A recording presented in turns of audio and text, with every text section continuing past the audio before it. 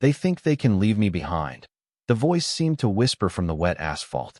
The night hung heavy over the Prairie Cross truck stop, rain slicking the pavement into a mirror that reflected the dim neon glow of the gas pumps. A lone wind carried the faint tang of diesel and coffee, a scent that mingled with the dampness clinging to the desert air. Ghost, a white German shepherd, stood at the edge of the lot, muscles tense under a coat damp with rain, paws sinking slightly into the puddled concrete.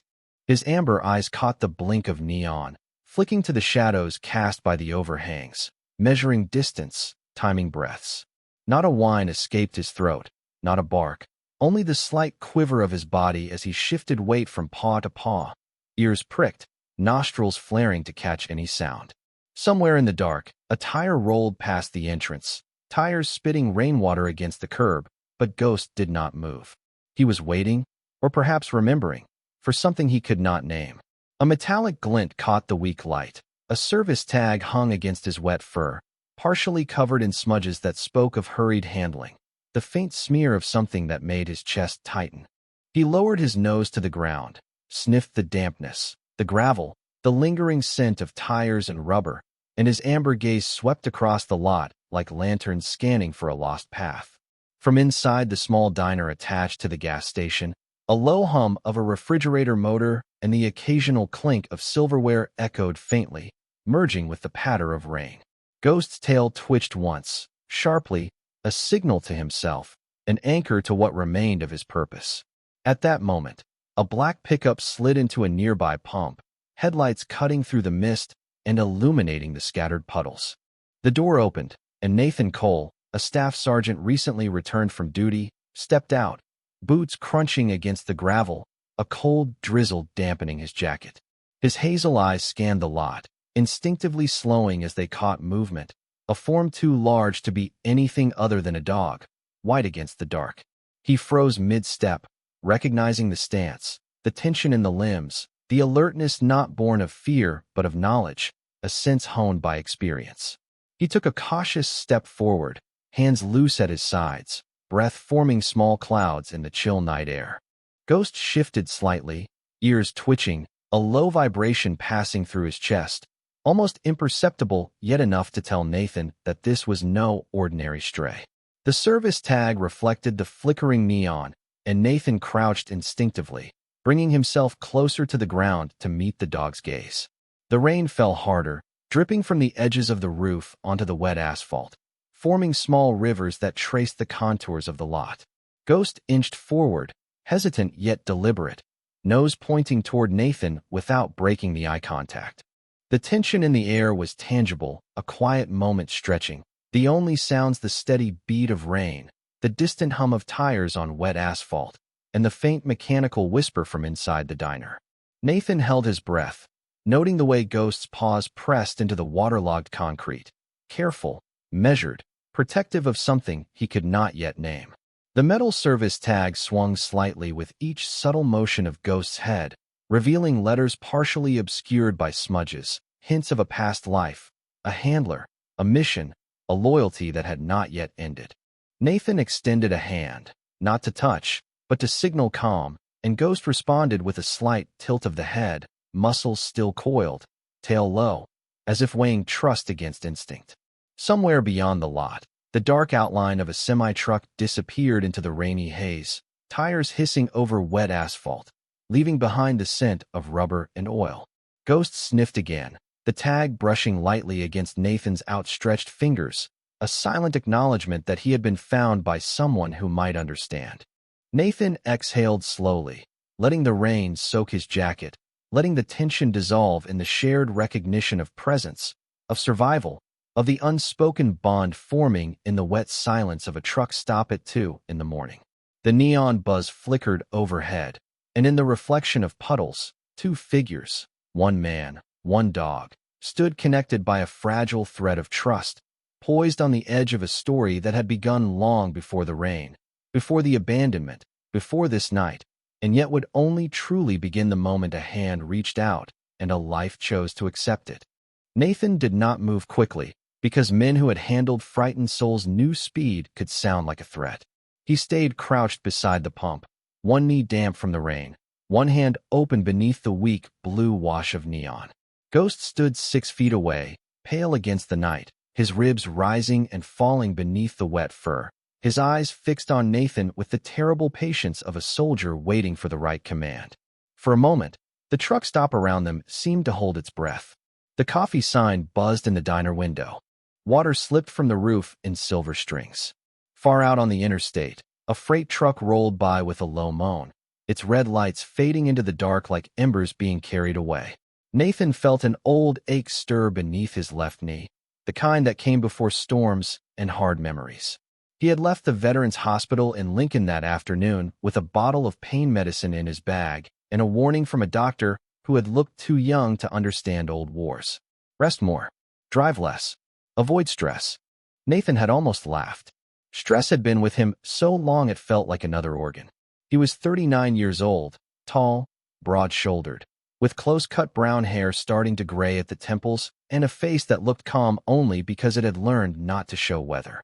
His jacket was faded olive, his boots worn at the heel, and beneath his collarbone, under 2 layers of cloth, hung a set of dog tags he had not taken off in 12 years. One of them was his. The other had belonged to Bishop, the military working dog he still saw in dreams. Bishop had been sable, fast, stubborn, and brave in a way that made human courage look rehearsed. On Nathan's last deployment, there had been a moment when smoke, noise, and confusion swallowed everything.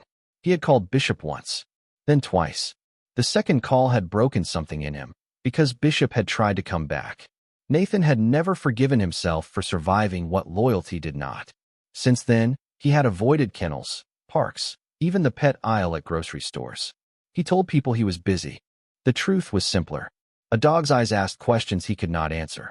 But this white shepherd was still standing in front of him, trembling in the rain, wearing a military tag like a final message. Nathan swallowed and spoke in the lowest voice he had. "Easy, boy. I am not here to take anything from you."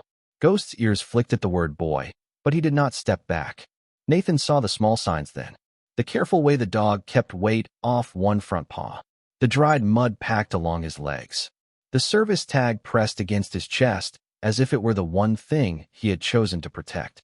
Nathan's hand hovered closer. Not touching. Asking. Ghost stretched his nose forward and breathed against Nathan's fingers. Warm air. Diesel. Wet fur. Fear held under discipline.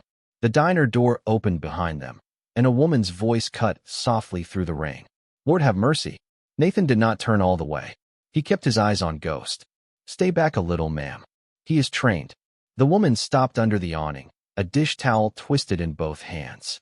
She was in her late 50s, with silver hair pinned loosely at the back of her head and a face lined by work, grief, and kindness that had survived both. Her name tag read Ruth, though Nathan had noticed her earlier inside, moving between booths with the quiet authority of someone who knew every traveler carried a story and most did not want it touched. "That dog has been out there for 10 minutes, she said. "Came from behind the trailers. I thought he was somebody's, but no one claimed him." Nathan nodded once. His gaze dropped again to the tag. The letters were hard to read beneath rain and dark stains, but the shape of them was familiar enough to tighten his throat. Military working dog identification. Not a pet tag. Not a cheap collar charm from a feed store. Something official. Something that should never have been hanging from a dog alone in a truck stop lot at 2 in the morning. Ghost shifted, and the tag swung forward. Nathan caught a partial line in the neon flicker. Ghost. MWD 771. Then another line, almost hidden against the metal. Handler. Captain Daniel Mercer. Nathan's breath slowed. He knew the name. Not personally, not like a friend, but the Marine Corps was a small world when men and dogs disappeared inside it. Daniel Mercer had been spoken of in careful tones at Camp Lejeune. A good officer. A quiet investigator. A man who had asked the wrong questions about missing equipment and civilian freight contracts. Then one day his name stopped appearing in briefings, and the silence around it became louder than any answer. Ruth stepped one careful pace closer. "Is he yours?" Nathan stared at the white shepherd, at the rain running down his muzzle, at the way Ghost's eyes never left his face. "No," he said, "but he belonged to someone." Ghost lowered his head suddenly, not in surrender, but exhaustion, and Nathan saw the strength go out of his front legs for half a second. He moved without thinking. One arm slid beneath the dog's chest, steady and gentle, while his other hand braced the shoulder. Ghost tensed, a low sound rising in him. But Nathan only whispered, "I have got you. Not taking your mission, just taking your weight." Something in the dog changed then. Not trust, not yet. Permission. Ruth hurried back to the diner and pushed the door wide. "Bring him inside. I have towels in the back." Nathan lifted carefully, surprised by how light the shepherd felt beneath all that wet fur, and carried him across the shining pavement while Rain tapped the service tag against his wrist like a warning. Inside, warmth met them with the smell of burnt coffee, frying oil, and old wood. A radio played low behind the counter. Two truckers fell silent in their booth. Ruth cleared a space near the back hallway and laid towels across the floor. Nathan lowered Ghost down, but the dog kept his head raised, eyes locked on the front window, watching the highway as if the night might return for him. Ruth knelt nearby, voice barely above a whisper. "What happened to you, sweetheart?" Ghost did not answer.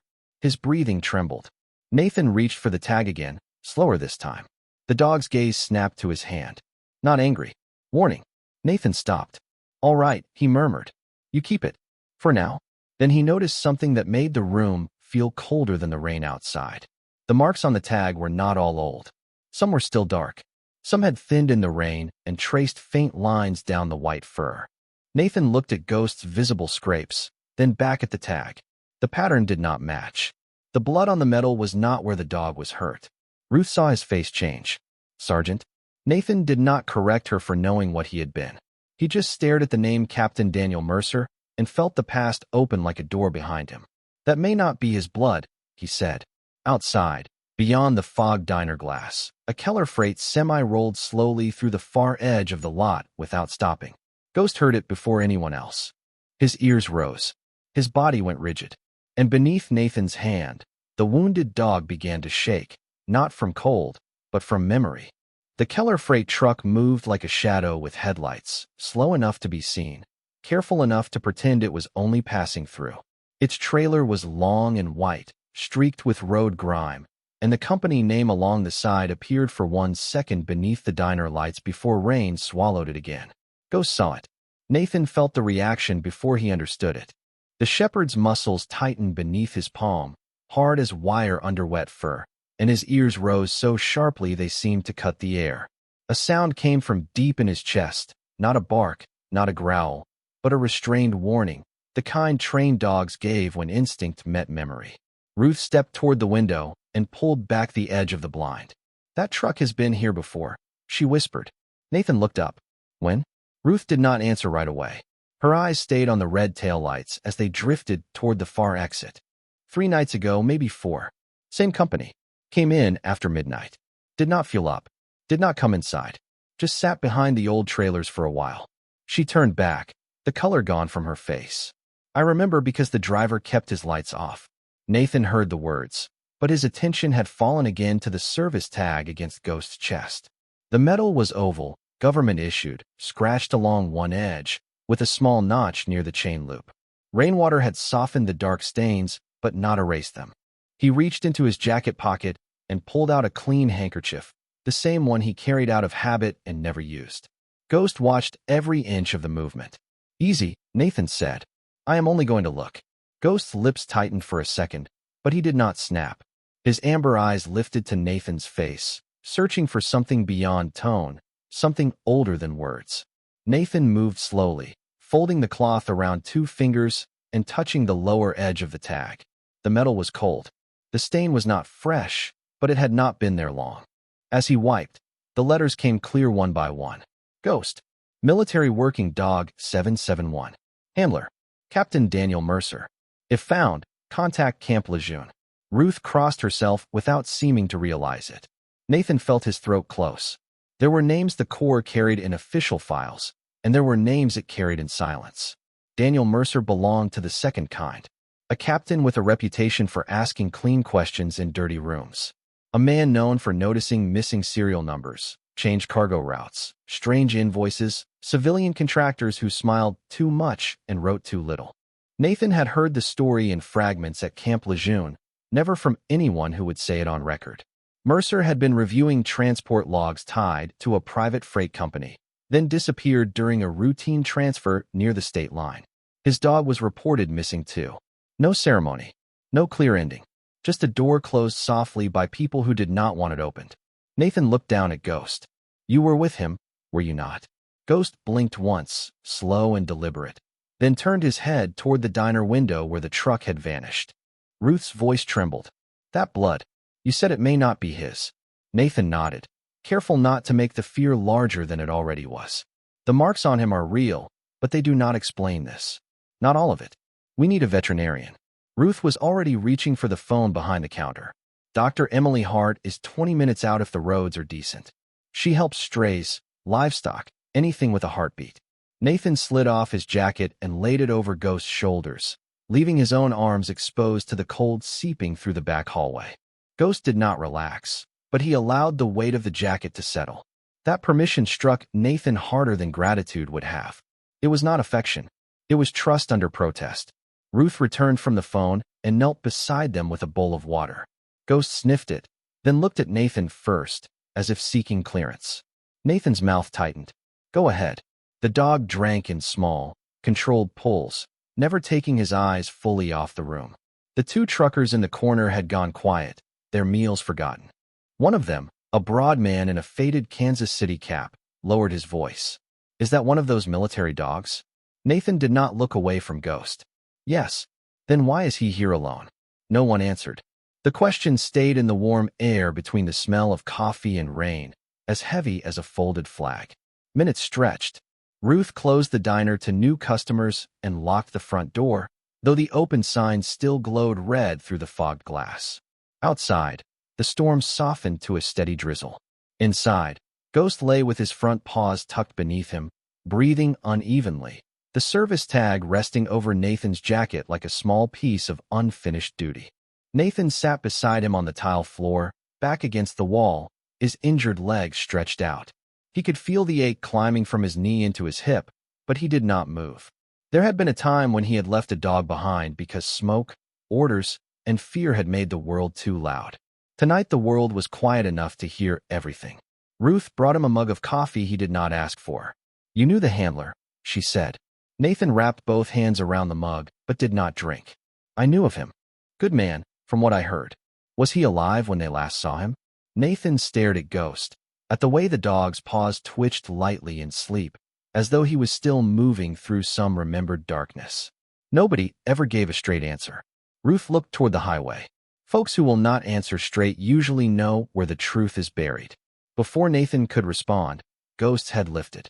His ears turned toward the back of the diner, toward the service door that opened to the truck lot. A second later, Nathan heard it too. Not an engine this time. Not rain. A faint metallic click outside, soft and careful, like someone touching the latch from the other side. Ruth's face went still. Nathan set the coffee down without a sound. Ghost rose despite the pain in his legs, the jacket slipping from his back, the tag swinging once against his chest. Nathan placed a steady hand between his shoulders and whispered the only promise that mattered in that room. Not alone this time. The latch moved again, slower this time, as if whoever stood outside expected the room to be empty. Nathan did not reach for anything sharp. He did not need to. His whole body had already gone still in the old way, the way silence became a tool before a decision. Ruth stood behind the counter with one hand on the phone, her lips pressed tight, her eyes locked on the back door. Ghost was in front of them both, white fur damp and lifted along his spine, wounded paw barely touching the tile. He made no loud sound. That frightened Nathan more than barking would have. A trained dog saved his voice until it mattered. The door eased inward half an inch, letting in a blade of cold air and the smell of wet asphalt. Then it stopped. Someone outside seemed to notice the chain lock. A man coughed once beyond the door. Evening, a voice called, too casual, too clean for that hour. Sorry to bother you. Saw your lights on. Ruth did not answer. Nathan lifted one finger toward her, asking for silence, then spoke from where he stood. Diner is closed. The pause that followed was small, but Nathan heard the shape of it. Surprise. Recalculation. My truck lost pressure on the rear tire, the man said. Need to use your phone. Ruth's fingers tightened around the receiver already in her hand. Nathan glanced through the narrow window, set high in the back door. All he could see was rain on glass and a dark jacket shoulder beneath the awning. He kept his voice level. There is a phone at the station across the lot. It is open all night. The man outside gave a short laugh without warmth. Not tonight, it is not. Ghost took one careful step forward. His service tag clicked against the metal ring on his collar, a soft bright sound that cut through the room. Outside, the man stopped breathing for half a second. Nathan saw Ghost's ears angle forward. Recognition moved through the dog like a current. Not fear alone. Memory. Ruth whispered, "That is him, is it not?" Nathan did not answer, because the back door handle suddenly jerked once, harder, then went still again. Ruth dialed before Nathan could tell her to. Her voice, when she spoke, was steady in the way only frightened, brave people sounded. "This is Ruth Callahan at Prairie Cross Truck Stop. I need the sheriff and Dr. Hart here now. There is someone at my back door." The figure outside heard enough. A shadow shifted past the small window. Footsteps splashed away across the service lane, quick but controlled. Ghost lunged toward the door and nearly collapsed when his injured leg failed him. Nathan caught him by the harness strap with both hands. No, not yet. Ghost fought not to escape Nathan, but to continue. His body strained toward the fading footsteps, toward the truck lot, toward whatever unfinished duty had dragged him through miles of rain and fear. Nathan wrapped one arm around the dog's chest and felt the heart there hammering like a fist against a locked door. "I know," he whispered. "I know you were trying to show me." Ghost turned his head sharply, amber eyes burning inches from Nathan's face. For one breath, Nathan was not in a Nebraska diner anymore. He was back in heat and dust, kneeling beside another dog who had looked at him the same way, insisting the mission was not over while the world around them begged him to stop. His grip loosened. Not enough to let Ghost run. Enough to listen. Sirens did not come right away. In small towns, help had distance to travel. The waiting became its own kind of storm. Ruth moved through the diner with deliberate hands, drawing blinds, turning off the front sign, checking the lock twice. The old wall clock ticked above the pie case. Coffee burned darker on the warmer. Ghost remained beside the back door, trembling, nose near the crack at the floor, breathing in the trail left behind. Every few seconds, he looked back at Nathan, then to the door, then back again. Not begging. Reporting. At 2:46 in the morning, headlights swept across the diner windows, and a white veterinary pickup pulled in under the awning. Dr. Emily Hart came through the front entrance with a medical bag in one hand and rain in her dark hair. She was in her early 40s, dressed in jeans, boots, and a navy jacket with the clinic logo stitched over the chest. Her face had the focused calm of someone who had delivered calves in snow, stitched farm dogs on kitchen floors, and told families the truth when hope was thin.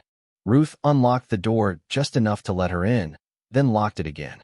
Emily took one look at Ghost and lowered her voice. "Oh, sweetheart." Nathan watched her approach slowly, palm open, eyes soft but professional. Ghost allowed 3 steps, then turned his body so the service tag was hidden beneath his chest. Emily noticed. "Smart boy," she said. "I am not taking it. I just need to check what hurts." Ghost's gaze shifted to Nathan. The question was clear. Nathan knelt beside him. "She can help. I give you my word." The dog held still. Emily worked with gentle efficiency, checking his paw, his shoulder, his ribs, his temperature. She cleaned mud from the white fur with warm cloths Ruth brought from the kitchen. No one spoke for several minutes. The diner seemed to shrink around the small circle of light where they knelt. 3 humans and 1 exhausted dog, holding the center of the night together. Emily finally sat back on her heels. "He is dehydrated. Bruised. Paw is strained, but not broken. Some surface cuts need cleaning. He needs fluids and rest." Then her eyes dropped to the service tag. Nathan saw her expression change as she leaned closer without touching. "What is it?" he asked. Emily opened a small kit, took a sterile swab, and touched the edge of the dried stain with care. "This did not come from the injuries I can see." Ruth closed her eyes. Nathan felt the words land even before Emily said them. "This blood is from someone else." Ghost gave a quiet sound then. A broken breath pulled from deep inside him, and pushed himself upright again despite Emily's hand trying to steady him. He turned toward the back door and pressed his nose to the bottom seam. Emily frowned. "He cannot travel tonight. He should not even be standing." Nathan looked at Ghost's shaking legs, then at the tag, then through the rain-blurred window toward the dark shape of the truck lot. The right thing and the safe thing stood on opposite sides of the room. Ghost scratched once at the door, weak but certain. Ruth whispered, "He is asking you to go." Nathan reached for his damp jacket and laid it over Ghost again. The dog did not stop staring at the door. Somewhere out there, a trail was cooling in the rain. Somewhere out there, the man whose name hung from Ghost's neck might still be waiting for the one partner who had refused to forget him. Nathan stood slowly, his bad knee protesting beneath him. "Then we go carefully," he said. "Not because you are strong enough, but because somebody loved you enough to teach you not to quit." The truck lot stretched before them, slick and reflective under the soft drizzle, the puddles catching the neon from the diner sign in fragmented lines that danced like 1,000 tiny rivers. Ghost stepped forward, each paw pressing carefully into the wet asphalt, ears pricked, tail low but firm, leading Nathan and Ruth toward the far corner where shadows pooled beneath stacked pallets and abandoned crates. Nathan kept his hand on the dog's shoulder, careful to mirror the calm he wanted him to feel, every breath measured, listening to the soft splash of water underfoot and the distant hum of tires on the interstate. Ruth carried a small flashlight, its beam bouncing over the pallets, glinting on rusty nails and wet wood, casting fragmented shapes across the damp concrete. Ghost paused once, sniffed the air, and tilted his head, amber eyes narrowing, before moving again, slow but deliberate, guiding them past trailers and around puddles deep enough to ripple with each step. Nathan felt a tension rise in his chest, not fear, but anticipation, a sense that every careful movement mattered, that this dog was not just leading them through the lot, but through a story already written in the rain. The smell of wet asphalt mixed with the faint tang of diesel and distant coffee, carrying the memory of trucks and long miles, a scent that seemed to stitch the past to the present. Ghost stopped again, pressed his nose to the seam between two pallets. Nathan crouched beside him, noticing a faint smear of dark red on the corner of one crate, almost washed away by the rain, but still visible under the flashlight's beam. Ruth bent closer. "Oh," she whispered, pointing. "Something is here." Nathan nodded, careful not to breathe too heavily.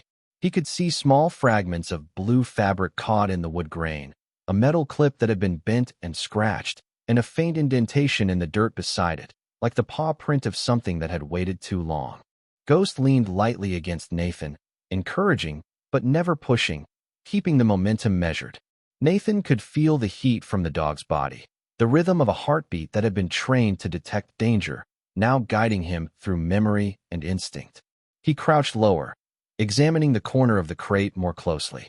The metal clip had a series of small indentations, marks not made by a casual hand, but by one accustomed to careful, precise movements, the kind that only came from someone who had worked alongside trained partners, human and canine. Ghost shifted, nudging Nathan's arm, eyes bright with urgency, then sniffed along the ground, moving toward a darker pallet behind the first. Nathan followed, stepping cautiously over wet patches, listening to the soft scrape of pallets against one another as the dog navigated the space. Ruth's flashlight swung across the lot, catching glimpses of shadows that shifted slightly with the wind. Ghost stopped once more, back to Nathan, a single low sound escaping his throat, more a signal than a noise, and Nathan knew it meant they were close. He bent down to the edge of the pallet, brushing away rain-soaked debris, and found a small, folded piece of fabric, soaked but intact, the stitching familiar to anyone who had handled military uniforms. Ghost pressed gently against Nathan's side, nudging the fabric into his hand, and Nathan felt the weight of the moment, a silent communication that the dog had carried through the night, through rain, through uncertainty. Ruth exhaled slowly, her face pale but determined. "This is it," she said softly, as Nathan unfolded the fabric to reveal a fragment of a jacket, embroidered insignia still visible through the water stains, a silent testament to presence, proof that someone had been here, and Ghost had kept him in mind. Nathan stood carefully, holding the fabric close, and glanced down at the dog, who remained steady, tail moving slowly, ears alert, eyes locked on the far edge of the lot where the faint shapes of trailers and pallets created a maze in the rain dark. Every step had been deliberate, each pause purposeful, every sound measured, and Nathan realized that the dog had not just led them to an object, but to a story, a trace of someone who had been lost, someone who mattered, and the dog had carried it, patiently, tirelessly, through the wet hours until they arrived. He took a deep breath, letting the cold drizzle settle around his jacket and into his boots, feeling the rhythm of Ghost's heartbeat against his side, the weight of the discovery, and the quiet certainty that they were at the start of something far larger than the rain-soaked truck stop, that a path had opened, one small step at a time, guided by instinct, loyalty, and the unspoken bond between man and dog.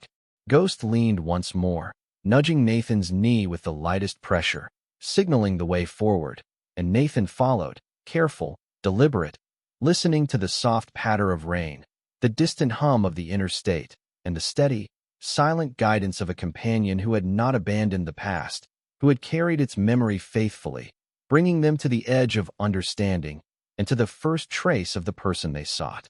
Nathan did not follow Ghost any farther into the dark without calling someone who still knew how to open locked doors without leaving fingerprints on the truth. Back inside the diner, while Dr. Emily Hart cleaned Ghost's paw beneath the yellow light of the kitchen pass-through, Nathan stood near the old pay phone by the restrooms and dialed a number he had promised himself he would never use again. It rang 4 times. Then a rough voice answered, thick with sleep and suspicion. Reardon. Nathan closed his eyes for half a second. Miles, it is Nathan Cole. On the other end, silence widened. Then the voice changed, not softer, exactly, but older. Cole, I heard you were out. I am. Are you all right? Nathan looked through the fogged window at the truck lot, where Ruth stood under the awning with her arms folded tight against the chill, watching the rain wash over the place where Ghost had found the strip of uniform fabric. I found a military working dog, Nathan said.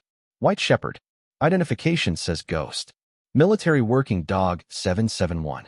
Handler listed as Captain Daniel Mercer. The silence this time was different. It had weight. Miles Reardon had served 22 years, long enough to know when a name was not supposed to be spoken over an open line. Where are you? He asked. Prairie Cross Truck Stop, off Interstate 80, west of Lincoln. Nathan lowered his voice.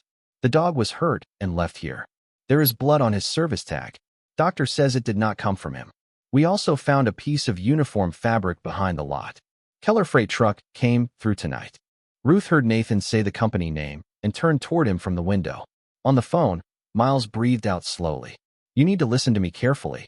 Daniel Mercer is not officially dead. Nathan felt the floor seem to settle beneath him. What does officially mean? It means people stopped looking in public and kept worrying in private. He was investigating transport discrepancies tied to a civilian contractor. Keller Freight was one of the names in his notes. Equipment went missing. Records got rewritten. Trucks changed routes after midnight. Mercer thought someone was using military supply lanes to move things that did not belong there. Nathan looked at Ghost.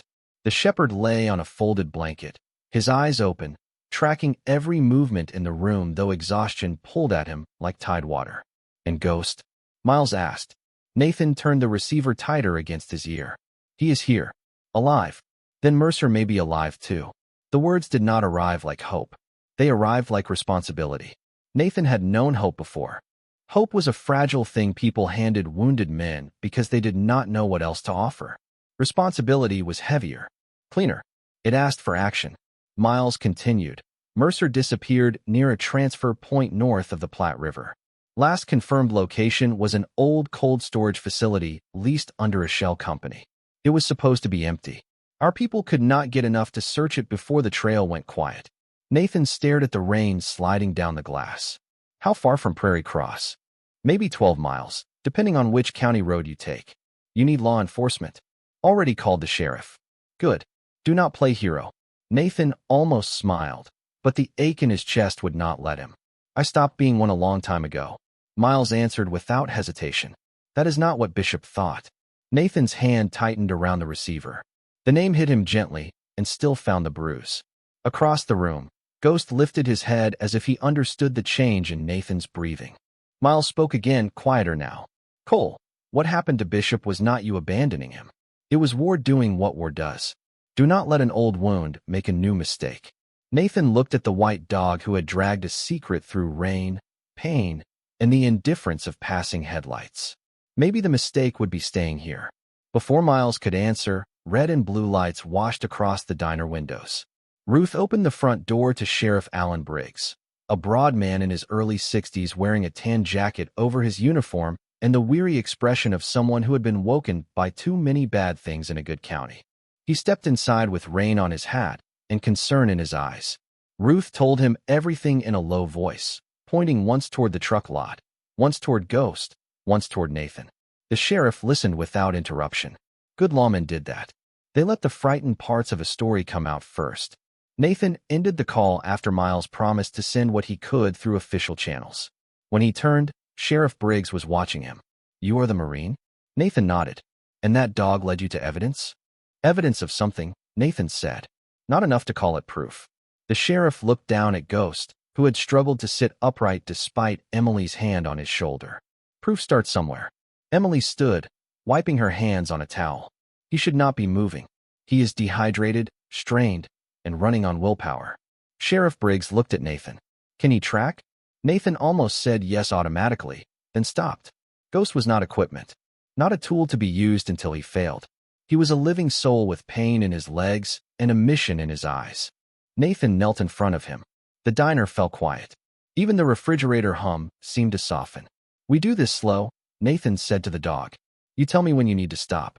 Ghost leaned forward and pressed his nose once against Nathan's wrist, right where the rain had dried and the old scars from another life showed pale beneath the skin. It was not a command. It was not consent the way humans understood consent. It was a choice. Ruth came from behind the counter carrying a thermos, 2 flashlights, and Nathan's jacket, now warm from the dryer she had run in the back. "My husband used to say the Lord does not always send angels with wings," she said. "Sometimes he sends trouble with a tail and expects you to follow it." No one laughed. They all understood she had not meant it as a joke. Outside, the storm had thinned to mist. The truck stop looked almost peaceful, but Nathan knew better now. Peace could be a cover laid gently over a place that had heard too much. Sheriff Briggs called in their route and asked a deputy to meet them near County Road 17. Emily insisted on riding along with her medical kit, because if Ghost was going back into the night, she was not letting him do it without care close behind. Ruth locked the diner, placed a handwritten sign on the door, and tucked the old photograph of her Marine husband into her coat pocket before joining them. Nathan noticed, but said nothing. Some people carried dog tags. Some carried photographs. Some carried names they were not ready to lose. Ghost climbed into the back seat of the sheriff's sport utility vehicle with Nathan's help, then immediately turned toward the rear window, nose lifted, ears forward, eyes fixed west. 12 miles away, an empty cold storage building waited in the dark. Maybe with answers. Maybe with danger. Maybe with nothing but another silence men had mistaken for an ending. Nathan slid in beside Ghost and rested one hand lightly against the dog's shoulder. The service tag lay between them, dull under the dashboard glow, the name Daniel Mercer visible beneath the stains. As the vehicle pulled away from Prairie Cross and onto the wet county road, Ghost did not lie down. He faced the darkness like he had been born for this mile, and Nathan, for the first time in years, did not feel like he was chasing the past. He felt like he was being led out of it. County Road 17 looked less like a road and more like a black ribbon laid across open country, shining under the mist as Sheriff Briggs drove west with his headlights dimmed. The land around them stretched flat and silent, broken only by fence posts, winter grass, and the occasional skeletal outline of a cottonwood tree leaning against the dark. Inside the sport utility vehicle, no one spoke for the first several miles. Ruth sat in the front passenger seat with both hands around the thermos she had brought, though she had not taken a sip. Dr. Emily Hart sat behind her with the medical kit on her lap, watching Ghost the way a mother watches a child trying not to cry. Nathan sat in the back beside the dog, one palm resting lightly on the white shepherd's shoulder. Beneath his hand, Ghost's breathing was uneven but determined, his body braced against every turn, his eyes fixed through the rain-speckled glass as if the road ahead were speaking to him in a language older than maps. The service tag swung softly with the motion of the vehicle, clicking once in a while against the collar ring, and each small sound seemed to count down the miles. Sheriff Briggs lowered the radio volume after a deputy reported from another road 2 miles out. No sign of traffic. No lights at the old facility. Gate appears closed from a distance. Briggs acknowledged and glanced at Nathan through the rearview mirror. If your friend on the phone is right, this place has been leased under 3 different company names in 5 years. Paperwork says it stores farm equipment. Ruth looked out into the darkness. Farm equipment does not need trucks arriving after midnight. No, Briggs said. It does not. Ghost suddenly lifted his head higher. His nose touched the window seam. His ears angled forward, then left. Nathan felt the change ripple through him. Sheriff, slow down. Briggs eased off the gas. The tires hissed over wet pavement. Ghost leaned toward the left side of the vehicle, eyes narrowing at a gravel turnoff barely visible beyond a sagging mailbox with no number. Nathan saw only weeds and darkness. Ghost saw something else. Briggs pulled to the shoulder. The road went quiet around them. There were no engines now, no diner hum, no neon buzz. Only rain ticking faintly against the roof and the distant rush of wind across empty fields. Ghost gave one low breath and pressed his paw against the door. Emily's voice sharpened with worry. He cannot walk that far. Nathan did not take his eyes off the dog. He knows that. Ghost turned back to him, and in that look was the unbearable clarity of duty. Not pride, not stubbornness. A promise. Nathan opened the door before the dog could push himself too hard, then slid an arm under his chest and helped him down. Ghost's paws touched gravel. He swayed once. Nathan steadied him. Ruth came around with a flashlight, but Ghost did not wait for the beam. He lowered his nose to the ground and moved toward the turnoff. Slow, limping, certain. They followed on foot, leaving the sheriff's vehicle behind with its lights off. Briggs walked at the rear, one hand near his radio, his boots crunching softly over gravel. Emily stayed close to Ghost, ready to stop him, ready to help him, hating that the two things might become the same. The turnoff led through a shallow ditch and past a line of rusted fencing. After 50 yards, the old cold storage facility emerged from the mist. It was a low concrete building with a corrugated metal roof and loading bays along one side. The sign out front had been painted over so many times the letters were unreadable. One security light above the office door flickered weakly, throwing pale circles across the wet ground. Nathan felt the skin along his arms tighten. Places like that did not look evil. That was what made them worse. They looked practical, forgotten, useful to anyone who needed the world not to look closely. Ghost stopped near the first loading bay. He sniffed the ground, then the edge of the door, then lifted his face toward the dark gap beneath the metal. His body trembled harder now. Emily knelt beside him. Enough, boy. You did it. You brought us here. Ghost ignored her, not cruelly, not defiantly, but because his mission was not finished. He turned from the bay and pulled toward the far side of the building, where rainwater ran down a cracked concrete ramp into a drainage channel. Nathan followed, one hand on the harness, letting Ghost choose the pace. They found the second sign there. Not dramatic, not loud. A strip of medical tape stuck to the edge of the drain grate, folded in on itself, the adhesive dulled by rain. Emily picked it up with gloved fingers and held it beneath the flashlight. Hospital grade, she murmured. Not from a farm supply shelf. Briggs spoke into his radio, low and controlled, asking his deputy to move closer and requesting additional units. Ruth stood beside Nathan, her face pale in the flashlight glow. She did not say what they were all thinking. She did not have to. Ghost turned sharply toward a side entrance half hidden behind stacked plastic pallets. The door there was not locked from the outside. It had been pulled almost shut, leaving a narrow black line where the frame did not meet. From inside came a faint sound. Metal shifting. Then silence. Nathan's heart slowed. He knew that silence. It was the kind that came when someone inside was listening too. Sheriff Briggs raised one hand, signaling everyone to stay back. Nathan tightened his hold on Ghost's harness, but the dog moved forward one painful inch and looked up at him with desperate focus. Not now, Nathan whispered. Let the sheriff do this. Ghost's answer was a soft whine, so quiet it barely survived the rain. Then, from somewhere inside the building, a voice sounded through the metal door. It was weak, rough, almost swallowed by distance. Ghost. The dog froze. Every person outside froze with him. Nathan felt the shepherd's whole body change beneath his hand. The trembling stopped. The pain, the rain, the miles, all of it seemed to fall away from Ghost in a single breath. His ears rose. His eyes widened. He leaned toward the door as if the name had pulled him by the soul. The voice came again, softer this time, broken but unmistakably human. "Ghost, stay." The command landed like a prayer. Ghost lowered himself to the wet concrete at once, trained, obedient, shaking with the effort not to move. Nathan felt something inside his own chest crack open. Daniel Mercer was alive. Before anyone could speak, another sound came from inside, heavier footsteps crossing concrete. Then a bright rectangle of light cut across the gap as someone switched on a lamp within the facility. Sheriff Briggs stepped closer, voice firm but calm. "This is the county sheriff. We need everyone inside to come to the door slowly." No answer came. Only the hum of old electricity and Ghost's uneven breathing against the rain. Nathan knelt beside the white shepherd and placed his hand over the service tag, feeling the cold metal, the old stain, the name that had carried them there. "You found him," he whispered. Ghost did not look at Nathan. He kept his eyes on the door, waiting for the man who had taught him not to quit, while the night around them held still, balanced between danger and grace. The light inside the cold storage building flickered once, then steadied, illuminating a narrow corridor lined with empty crates and metal shelving.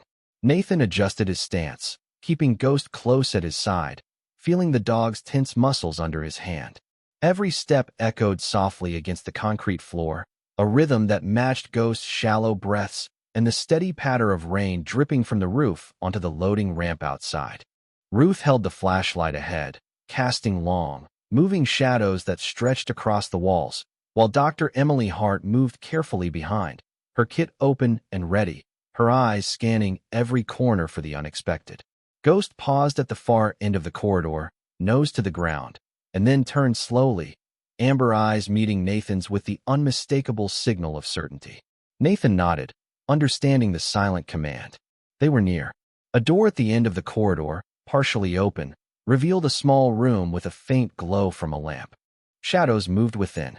Ghost stepped forward, cautious but unwavering, leading Nathan and the others to the threshold. Nathan's hand rested lightly on the dog's shoulder as they approached, feeling the heat of his body and the resolve that had carried him this far. Inside, a man leaned against the wall, eyes tired but alert, his uniform damp and disheveled, a hint of relief crossing his face as he recognized the white shepherd. Daniel Mercer. Ghost stopped a few feet from the man, lowering himself to the floor, but keeping his gaze locked on him, the tag on his collar swinging slightly as he exhaled a controlled breath. Nathan and Ruth entered slowly, giving space, and Emily followed, keeping a hand on the medical bag as she observed the man's condition. Nathan spoke softly. "Captain Mercer, I am Staff Sergeant Nathan Cole. We were led here by Ghost." Mercer's eyes softened, a shadow of past fatigue lifting slightly as he extended a hand, not to shake, but as acknowledgement. Ghost rose slightly, tail low but steady, then stepped toward Mercer, pressing his nose gently against the man's leg, careful not to stumble. Mercer knelt, resting one hand lightly on Ghost's head, eyes misted but steady. The silence in the room was profound, broken only by the faint hum of the lamp and the soft drip of water from a small leak in the ceiling. Nathan watched, sensing the unspoken reunion, the shared understanding that words were unnecessary. Ruth placed the flashlight on the floor, its beam illuminating the space where Ghost had paused, and Nathan noted the dog's alertness, not because of fear, but because the mission had not yet ended. Mercer spoke quietly, voice low, carrying both exhaustion and relief. "You followed him?" Nathan nodded. Ghost would not have led anyone else. Mercer looked down at the dog, a faint smile breaking across his worn features. "Thank you," he said. Ghost's ears flicked, a small acknowledgement. Then he settled briefly at Mercer's feet, breathing more evenly now. Emily stepped forward, speaking gently. "Captain Mercer, you need to rest. We can get you checked and warmed." Mercer glanced at her, eyes steady, and then at Nathan. "I am fine for a moment. Let me just be here." Nathan understood. Some moments required presence more than intervention. Ghost leaned against Mercer now, tail still low, head resting lightly against his knee, eyes flicking to Nathan as if to report completion, yet alert for the next instruction. Outside, the rain continued, softer now, blending with the distant hum of the interstate. The sheriff had secured the perimeter, knowing that the night had been long and the path to truth narrow. Nathan finally lowered himself to the floor beside Ghost, feeling the dog's body warm against his side, his breath steadying, and the weight of the night lifting incrementally. For a long moment, no one spoke. The room held the quiet of understanding, of lives intersecting through loyalty, through the silent insistence of a dog who had carried the story across miles and hours, through darkness and doubt. Mercer placed a hand over Ghost's head, gentle, firm. "You did not abandon me," he said. Ghost's tail thumped once, a controlled, measured beat. Nathan allowed himself to exhale fully for the first time since the truck stop. Ruth moved to the side, letting the moment settle, Emily adjusting the lamp to cast a warmer glow over the three figures, man, dog, and Marine, bound together by a night that had demanded vigilance, courage, and faith in the unspoken bond that held them here, alive and aware. Ghost lifted his head slightly, amber eyes sweeping the room, taking in faces and space, then exhaled, relaxed, the service tag gleaming softly, a witness to a journey completed but not forgotten. The first light of dawn began to stretch across the horizon, softening the edges of the cold storage building and spilling pale gold across wet concrete and puddles reflecting the night's shadows. Nathan, Ghost, Ruth, and Dr. Emily Hart remained inside the small room for a few long minutes, letting the quiet settle over them. Ghost lay close to Daniel Mercer, head resting on his handler's knee, amber eyes half-lidded in the calm after hours of tense anticipation. Nathan sat nearby, legs stretched forward, one hand lightly brushing the dog's damp fur, feeling the rhythm of life return in the steady pulse beneath his fingers.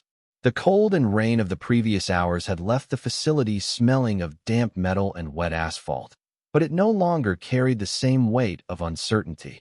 It had transformed into a quiet testament to persistence, loyalty, and care. Mercer adjusted slightly, leaning back against the wall, and finally spoke, his voice soft but clear. "You did not abandon me." Ghost shifted closer, pressing his chest lightly against Mercer's side, as if reinforcing the truth of the words. Nathan could see the tension leaving the dog, the careful patience that had guided them here slowly dissolving into relief. Ruth poured 2 mugs of coffee from her thermos, handing one to Nathan and one to Emily. She did not offer one to Mercer, who shook his head faintly, still taking in the room, the people, and the dog who had carried him through an invisible storm. Nathan sipped slowly, feeling warmth seep into his chest, and he glanced at Ghost, who now lay sprawled, legs extended, breathing even, head resting against Mercer's thigh, eyes alert yet at ease. Emily checked her kit one last time, noting the dog's condition. "He is stabilized enough for transport," she said quietly. "No injuries are life-threatening." Nathan nodded, still watching the bond between dog and handler.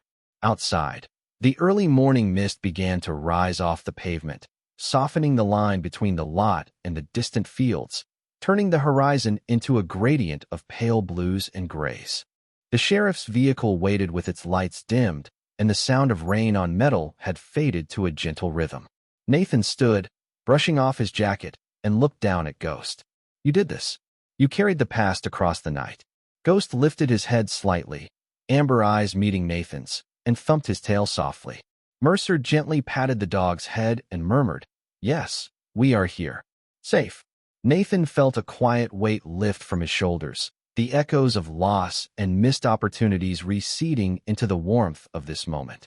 Ruth glanced around the room, then at Nathan and Mercer. "You all need a way home," she said. Nathan nodded. "The sheriff can escort us. Emily will ride along to monitor the dog." Nathan looked down at Ghost, who shifted closer to Mercer as if insisting that the first steps toward safety belonged to them both. The morning air grew lighter, and the mist began to clear from the windows. The dog tag on Ghost's collar caught a stray beam of light and glimmered softly, a reminder of the journey, of fidelity, and of lives intertwined by trust and courage. Nathan finally straightened, one hand on the dog's shoulder, feeling the heat and life there, understanding that some partnerships were not defined by words or orders, but by the quiet, steadfast commitment to remain together through uncertainty and the unknown. Ghost rose slowly to his feet, muscles relaxed but alert, ready to move with Mercer as he guided the way toward the sport utility vehicle. Nathan followed, Emily at the rear checking the dog's response to each step. They moved carefully across the wet asphalt, through the mist, and toward the waiting vehicle. The morning sun broke further, washing the scene in a soft, forgiving light that seemed to affirm the choices made through the long night. Each step Nathan took beside Ghost and Mercer felt deliberate, measured, yet lighter, unburdened, as if the distance they had traveled, both physically and emotionally, had finally led them to a place of quiet resolution. The sheriff gave a nod, allowing them passage, and the small procession moved steadily toward the vehicle, the mist curling around their legs, the air filled with the quiet exhalation of relief. Nathan looked at the dog, at the handler, at the quiet heroism that had gone unnoticed through the darkness, and understood that some acts of loyalty, some journeys of care and persistence, did not require recognition. They required only presence, patience, and faith in one another.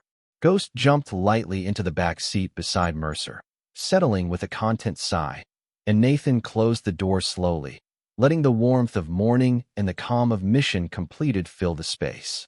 As the vehicle pulled away, Nathan leaned back, eyes on the soft horizon, and for the first time in hours, allowed himself to breathe freely, knowing that some bonds were unbroken, some duties fulfilled, and some miracles, carried silently across the rain, had reached their quiet, perfect resolution.